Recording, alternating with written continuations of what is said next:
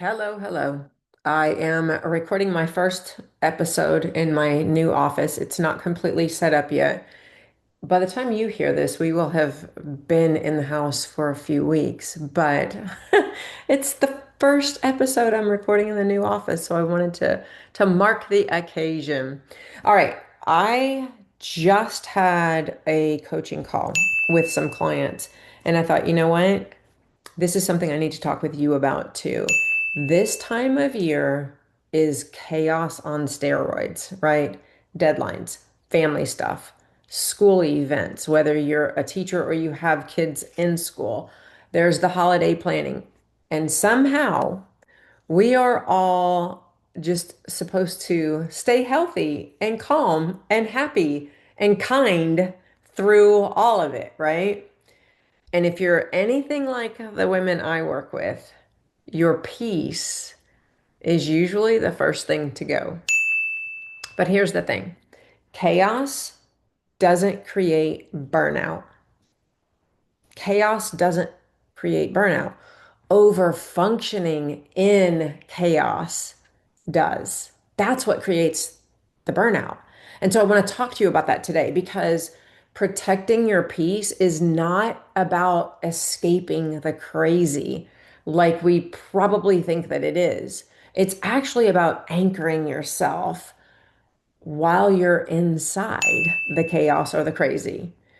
And frankly, midlife women are, we're experts. We are experts at carrying way more than we should. And we have done it for so long that we have perfected this. But that doesn't mean it's not harmful because it actually is.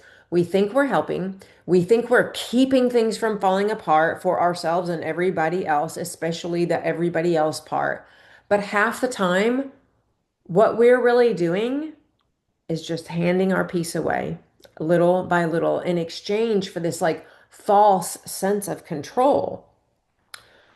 We've been sold on the idea that peace means a quiet house, perfect mornings, candles, bubble baths, and no one needing us. But that's not real life. Real peace isn't It's not a place, it's not a location. Real peace is actually a filter. All right. Hear me out. Real peace is it's the decision you make about what gets access to your mind and to your body. For me, I had to learn that the really, really hard way. Um, And recently I had to revisit it because during this move, when things have been completely loud and chaotic and crazy, so many people needing something. And then in the midst of all of that, I haven't told this story, but in the midst of this huge move, my parents' home was burglarized. Their dogs were stolen by someone who they actually knew, broke into their home while they were also asleep in bed, which is terrifying. My body and my mind going into overdrive. And I sat and I thought, okay, wait a minute. I know this. I can't control all of this, but I can control what enters my energy, right? And that reset shifted everything for me right in the middle of chaos. It didn't stop it, but peace stopped being something that I was chasing after. It was something that I guarded, and it was still loud. Um, but I know how to ground myself despite all of that now. And there's a little tool that I use, and I've used it in the past and I used it again. I shared it with my clients. I want to share it with you. It's a mindset tool, and I call it the energy gate. Okay. Picture like you have a gate in your mind, like a swing fence gate. All right. And each morning you ask yourself, what gets through today? What gets through the gate today? And only three things should qualify as coming through the gate. First is what is mine to carry? Second is what's supportive, and third is what's none of my business. Okay, I'm going to run through these so it makes more sense, all right? What's mine to carry? Number one, those are my real responsibilities. Things that I'm actually responsible for carrying the load of my health, my priorities, my energy. Those are things that are mine to carry, right? Those get through the gate. Second, what's supportive? That is the things that refuel me. So think about what gives you a recharge or a refuel? It could be movement, good food, a laugh, a conversation, music that makes you feel alive, a walk, whatever that is. Those are things that are supportive, that fuel you up, right?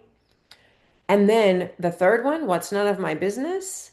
Those are other people's moods, their expectations, perfection, timelines.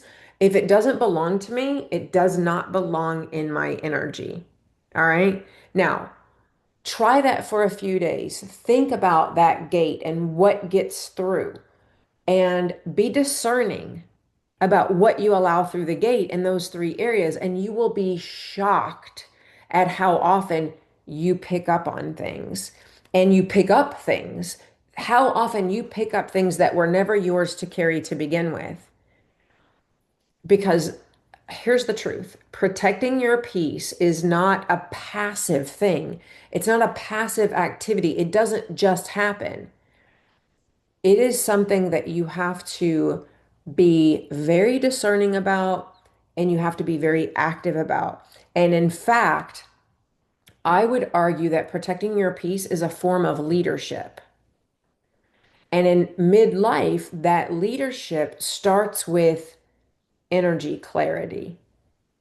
When your energy is scattered, your habits become inconsistent, your body starts to feel even more uncooperative, your mind stays cluttered and tired.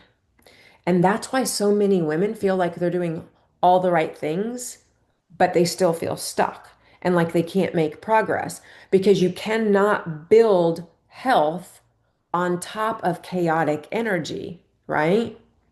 So, and let me add one more thing about the leadership piece, because I think this is really important. Most of the women I work with and who listen here, like you, we're leaders. We're leaders in our families, in our churches, at work. We're oftentimes leaders in our friend groups, and we're really good at leadership. We have become expert at being leaders. There's one area of leadership where so many of us fail, and that is self-leadership. So when I say that protecting your peace is a form of leadership, I want to be super clear about the fact that it is a form of self leadership. It's you taking control in your own life, leading yourself in the same excellent way you do your friends, your family, your colleagues, your direct reports, your business, what have you. All right.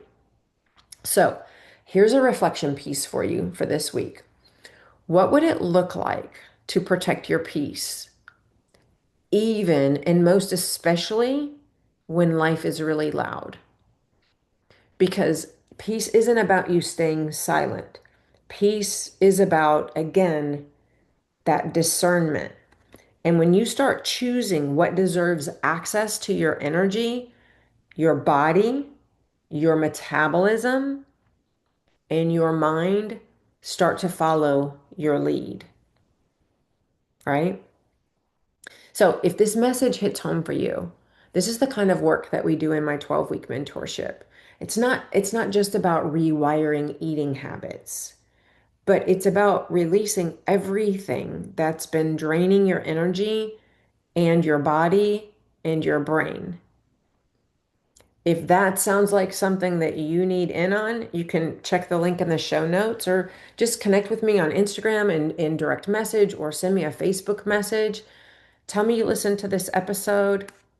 I'd love to hear from you about like what protecting your peace looks like and if this was helpful. So take a breath. You're allowed to let the world keep spinning out there without you holding it all together. That's what I have for you today. Thanks for spending time with me. As always, I appreciate it. Head into this holiday season, or we're actually kind of in the midst of it already, but be discerning about what gets your energy. Set boundaries, protect your peace. And I'll see you right back here next time.